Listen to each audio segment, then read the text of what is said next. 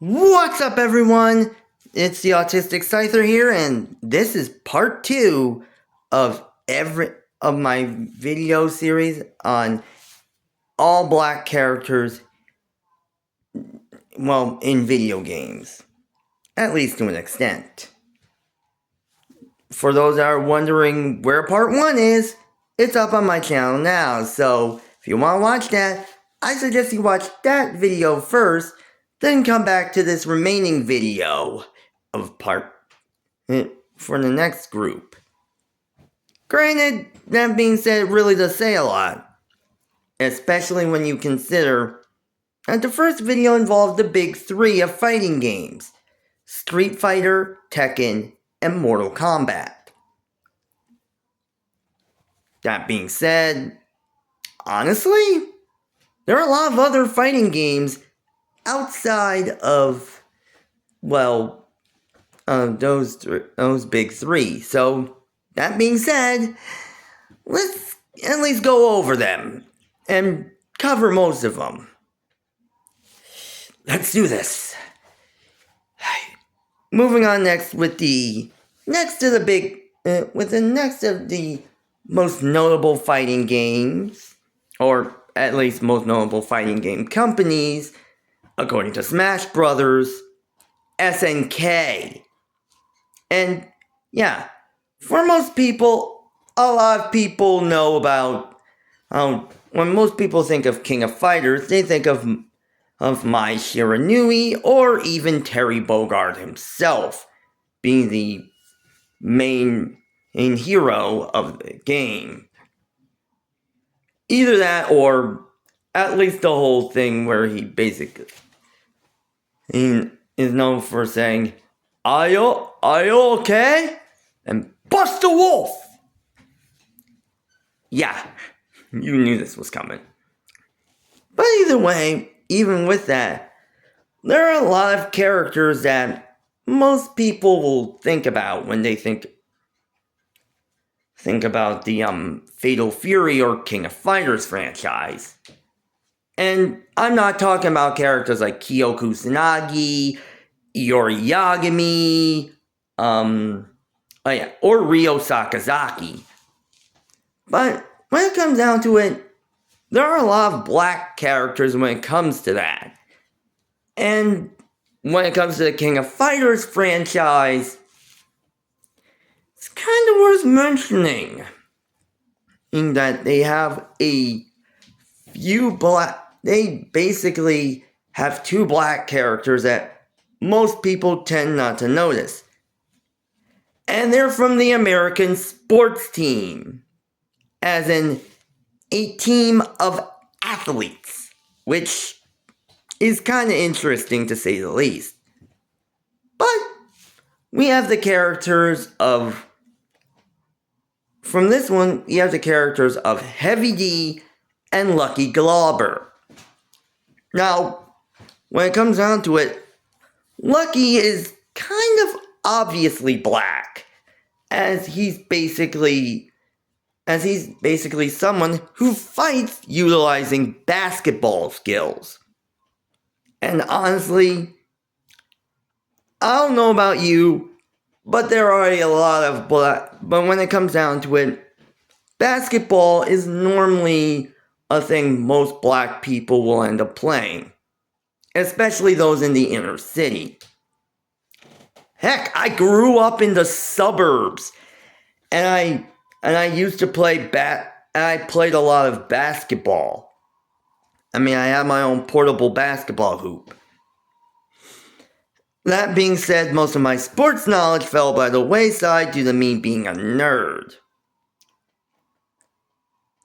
That being said, Heavy D is kind of a little bit more interesting, because at first glance, you wouldn't think of him as black.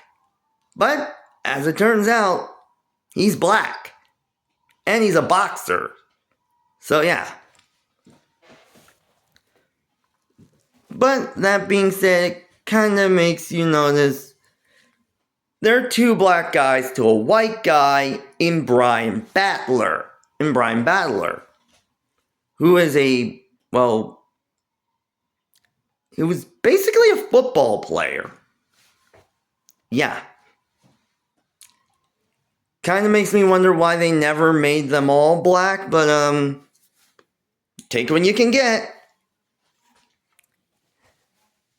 That being said, yeah, we gotta move into the next ones that are, I'd say kind of iffy.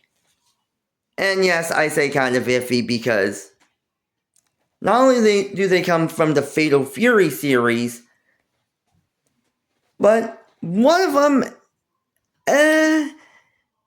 you wouldn't think would be considered black. And yeah, the one that wouldn't be considered black is Richard Meyer. Yeah, I mean, granted, he's Brazilian, and he's basically the owner of the Pow Pow Cafe. Pow Pow. Okay, I'm sorry. I just find that funny. Anyway, but yeah, that being said, more often than not, he was kind of the notable capoeira fighter in Fatal Fury. And if you hadn't noticed, that's 3 franchises, each with a capoeira fighter. As Street Fighter basically has Elena, Tekken has Eddie Gordo, and of course, Fatal Fury has Richard Meyer. Problem is, while he does look like he's dark-skinned, it's kind of iffy whether he's considered just Brazilian or Afro-Brazilian. That being said, his successor from Fatal Fury 3, Bob Wilson, is technically picks up the slack and due to being and is considered the black representation in this franchise. Namely because he's Afro-Brazilian. So, yeah, really does say a lot. But we're not done with the SNK franchises just yet, as there's one more that really is noticeable, and that is the Samurai Shodown franchise. Basically a franchise that focuses on characters who basically I guess I'd say around the 1400s or 1500s or around time of the samurai, who basically fight each other utilizing their specific fighting styles. Many of which, again, being sword wielders. And a American Ninja Warrior with a dog. From California. And a fat dude from Texas. Yeah, it's kind of weird that they're from those 2 places when you realize at the time of Samurai Shodown, both were under the rule of Spain. So, yeah. But even with that, they tended to squeak out a black fighter in the Malagasy pirate Darlie Dagger. And yeah, if you were wondering where she was on my Pirates in Video Games list, she didn't make the cut. But honestly, I had to mention Darlie Dagger since she's basically one of the few notable black pirates that really leaves a mark in video games, even if it is a fighting game. And she made an appearance in the 2013 remake of Samurai Shodown, which really says a lot. And it's not bad for someone from Madagascar. And if you're wondering why Miari Zo from Tekken 8 wasn't on this list, yeah, she's I mean, she may be from Madagascar, but honestly, Darlie Dagger seems to be more darker skinned than Miari is. Granted, so yeah, it's kind of an odd little thing. Oh boy. I'm glad we don't have a South African character in Samurai in any game yet. Because that's gonna be very interesting. Because it would either be a black South African or an Afrikaner. So, yeah. Anyway, that being said,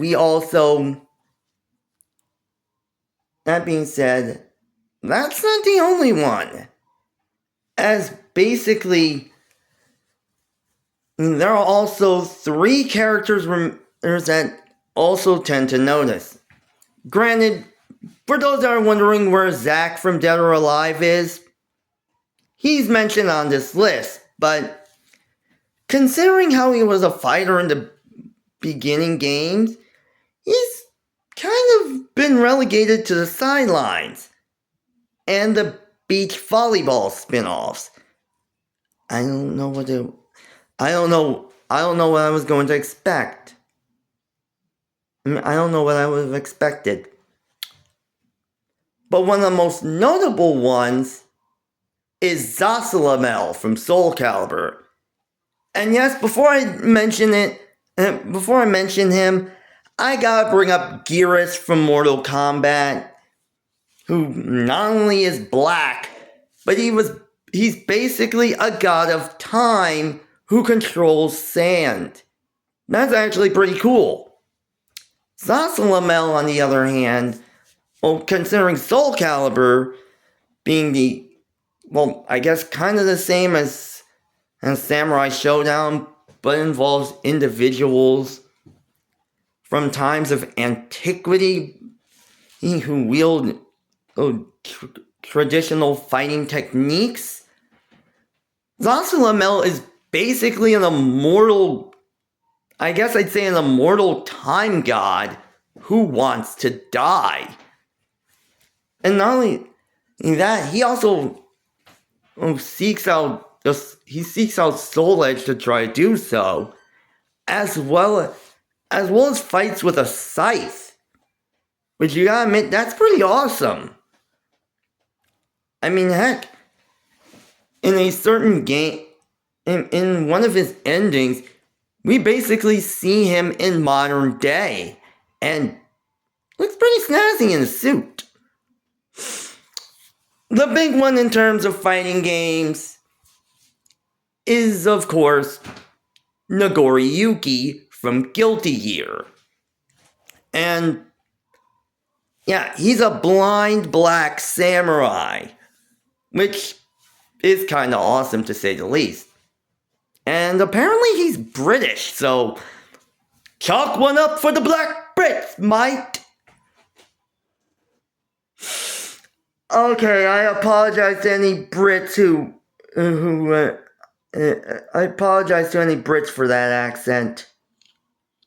Anyway, that being said, Nagoriyuki is one of the more interesting ones, since he's actually based on a historical black samurai named Yosuke. And yes, he's an actual person. As much as Assassin's Creed or Shadows basically hyped him up. But yeah, he was a real person brought to Japan by an Italian Jesuit. I am not even going to attempt to. Yeah. He was brought to Japan by an Italian Jesuit, and the Shogun basically requested his audience because he wanted to see a black man. And, well, he eventually became his right-hand man, more or less becoming the first ever black samurai. And I think for those that have seen the Samuel L. Jackson movie Afro Samurai? Yeah. He was largely based on... Afro Samurai was based on Yasuke, so there's that. And it's definitely shown with Nagoriyuki. This will be continued in part 3. And we're taking on my favorite. My favorite genre.